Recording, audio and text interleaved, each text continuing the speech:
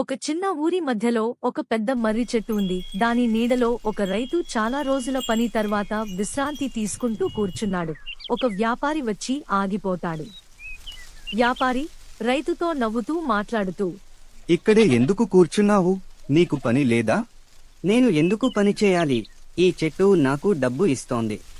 ఏమిటి, ఈ చెట్టు డబ్బు ఇస్తుందా?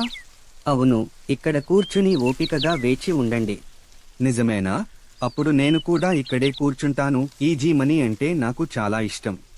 వ్యాపారి వెంటనే చెట్టు కింద కూర్చుని ఆతృతగా ఎదురు చూస్తున్నాడు. కొమ్మల నుంచి డబ్బు నోట్లు పడతాయని ఊహించాడు. కాసేపటికి ఏదో అతని తల మీద పడిపోయింది. కాని అది డబ్బు కాదు, అది పక్షిపేడ. ఏమిటిది?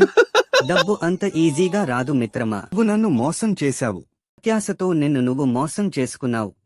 దీంతో ఆ వ్యాపారి సిగ్గుపడి వెళ్లిపోయాడు. రైతు ఇంకా రిలాక్స్ గా, ఇంకా తెలివిగా చెట్టు మీద వాలిపోయాడు. ఈ కథ యొక్క నీతి ఏమిటి? సంపదకు షార్ట్ కట్లు లేవు.